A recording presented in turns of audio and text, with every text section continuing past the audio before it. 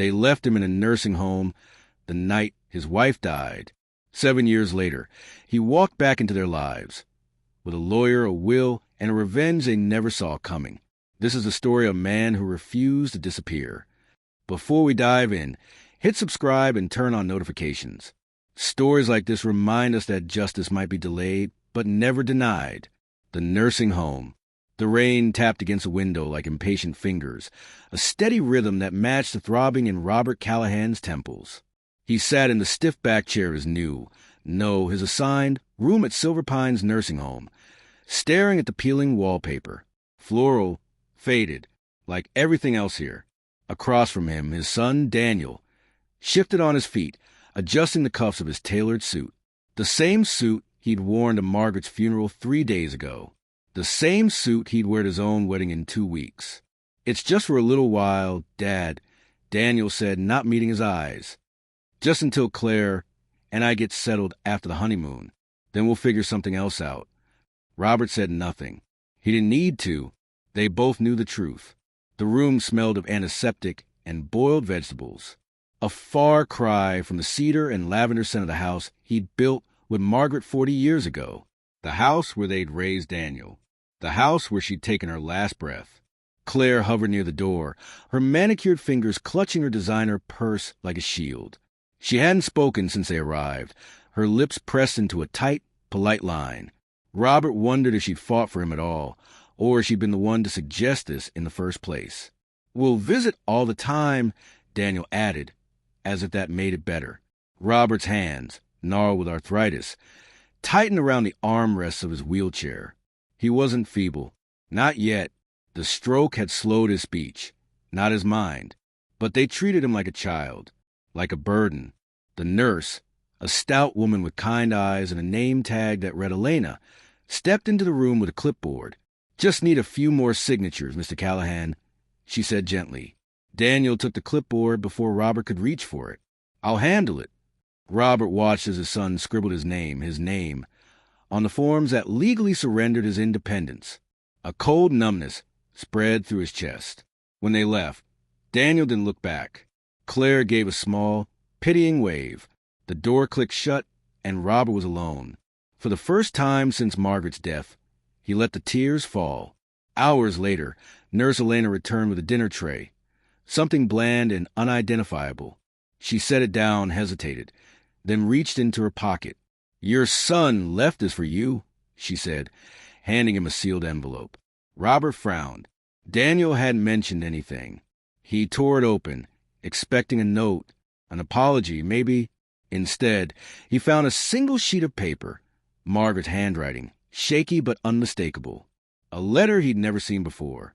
"Robert, if you're reading this, they've done it. They've taken you from our home. But listen to me. The house is yours. The will they have is a lie. Fight for it, my love. Fight for us." His breath caught. At the bottom of the envelope, something metallic clinked. He tipped it into his palm. A key. The key to their attic. And with it, the first spark of defiance in 7 long years. The box in the attic. The key burned in Robert's pocket. For days, he turned it over in his hands when the nurses weren't looking, running his thumb along its teeth like a prisoner memorizing the shape of his escape. Margaret had left it for him, hidden it for him. That meant she knew. She'd known what Daniel and Claire would do. The thought twisted in his chest like a knife. Nurse Elena was the only one who treated him like a person instead of a patient. She brought him extra coffee, real coffee, not the watered-down swill they served in the dining hall, and didn't rush him when his stiff fingers struggled with buttons. "You're quiet today," she remarked one morning as she adjusted his pillows. Robert hesitated. He'd learned long ago that trust was a currency best spent carefully, but the loneliness was eating him alive.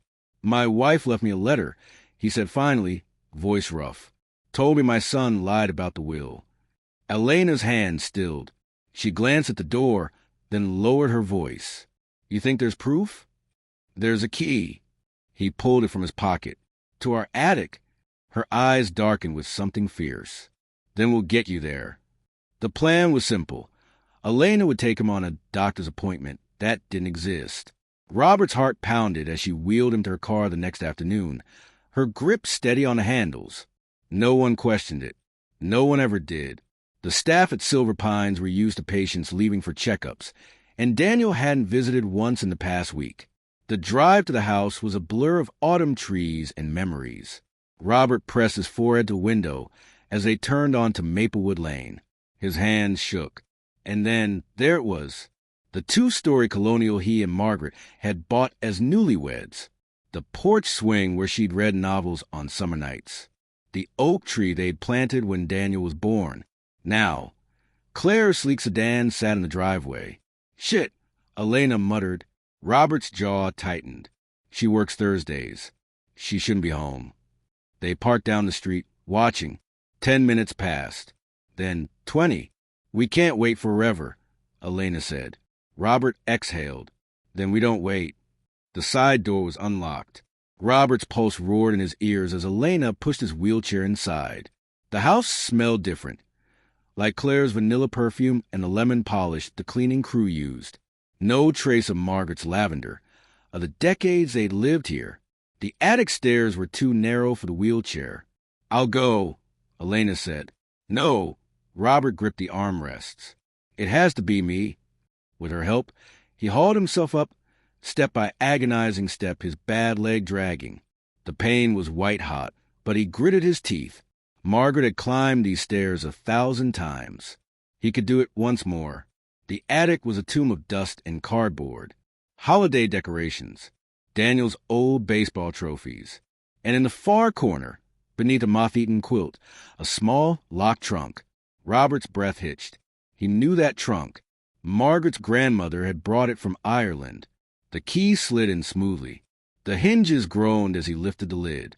Inside, a stack of yellow papers. The real will, signed and notarized, leaving the house and savings to Robert alone. And beneath it, a tape recorder. His fingers trembled as he pressed play. Daniel's voice filled the attic, cold and clear. "Sign it, Mom. You won't live long enough to need it anyway." A beat. Then Margaret's weak protest. "This isn't what we agreed. Just do it." A pen clattered. "Or I'll tell the doctors to stop the morphine." Silence. Then the sound of crying, of signing. Robert's vision blurred. He'd known Daniel was selfish. But this was monstrous. A floorboard creaked downstairs. Claire's voice called up, sugary sweet. "Hello? Is someone there?" Elena's eyes widened. Robert snapped the tape recorder off and shoved it into his coat pocket just as footsteps started up the stairs. The lawyer's office. Robert's blood turned to ice as Claire's footsteps climbed closer. Elena grabbed his arm, her grip firm. "Back door now," she hissed. They moved like shadows down the attic stairs, Robert biting back a groan as his bad leg threatened to buckle. The tape recorder weighed heavy in his pocket, a ticking bomb of truth. They slipped through the kitchen just as Claire's voice called out again, sharper this time. "Daniel, is that you?" The screen door creaked as they escaped into the backyard. Robert didn't dare breathe until they were in Elena's car, peeling away from the curb. "She'll know someone was there," Elena said, knuckles white on the steering wheel. Robert clutched the wheel and recorder. "Doesn't matter. We have what we need." Hayes and Associates. Attorneys at Law was a small brick office with peeling gold letters on the door. Inside, wood paneling and the scent of stale coffee. Attorney Marcus Hayes looked like a man who'd spent decades chewing on broken glass.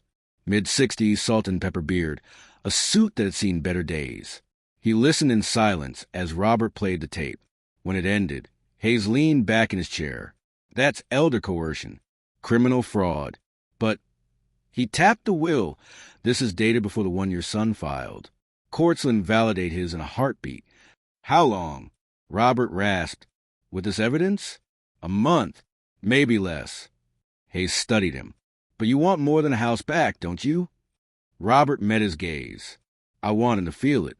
Hayes smiled. "Then we hit him where it hurts."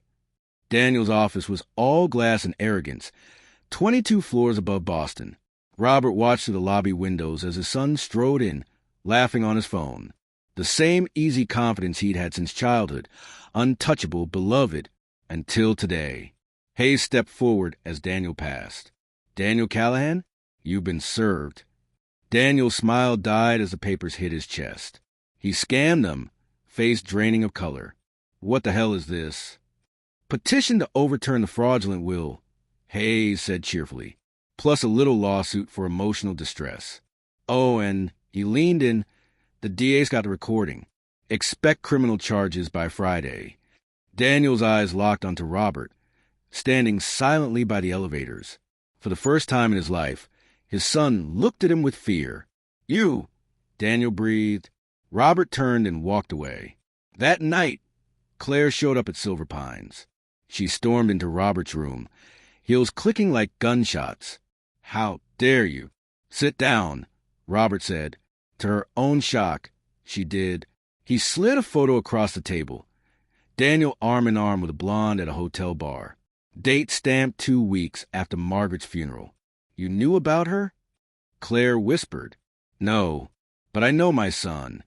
Robert held out a second paper. Divorce filings, drafted by Hayes. Sign them, and I'll make sure you keep the Mercedes. And the jewelry. Claire's hand shook. Why? Because he took my house, Robert said. But he took your dignity, too. The call came at 3 a.m. Daniel's voice was raw.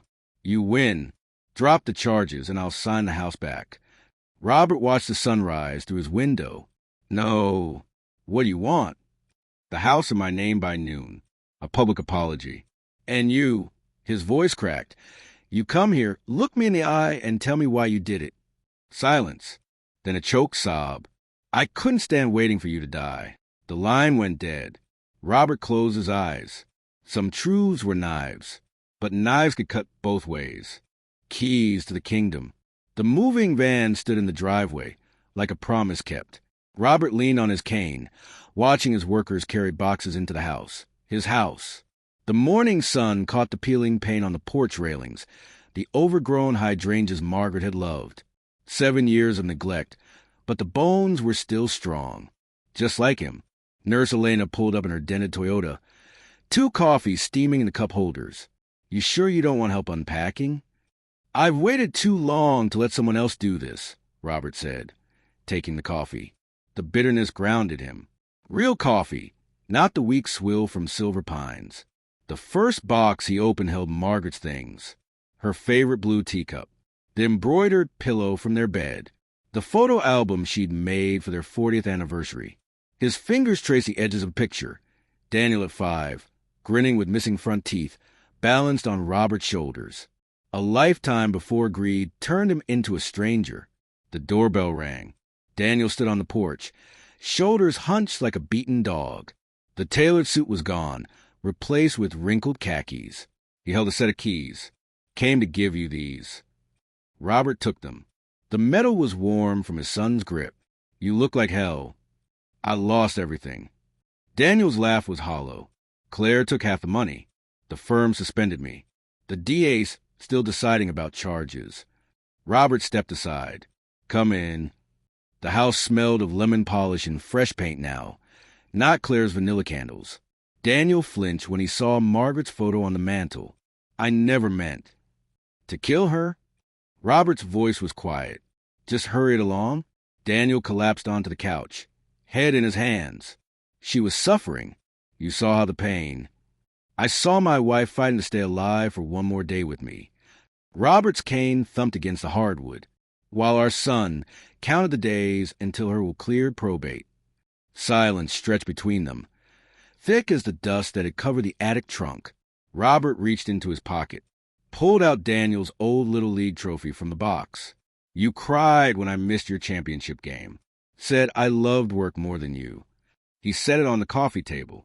Maybe I did, but I never stopped loving you. Daniel's shoulders shook. Outside, a car door slammed. Elena's voice carried through the screen. Mr. Callahan? The Respite Center board is here for the tour. Robert straightened his collar. This was his life now. Not a nursing home, but a sanctuary for others like him. A place where no one would be discarded. He turned to his son one last time. Stay if you want, but you'll earn your keep. Daniel's head snapped up. You let me? Not for you. Robert nodded toward the photo album. For the boy who used to believe his dad could fix anything. As he walked toward the door, the keys jingled in his pocket, not just to the house, but to the future. Margaret would have liked that. Stories like this remind us it's never too late to take back what's yours. If this moved you, share it with someone who needs to hear it. And remember to subscribe for more real-life triumphs. Because everyone deserves a second act,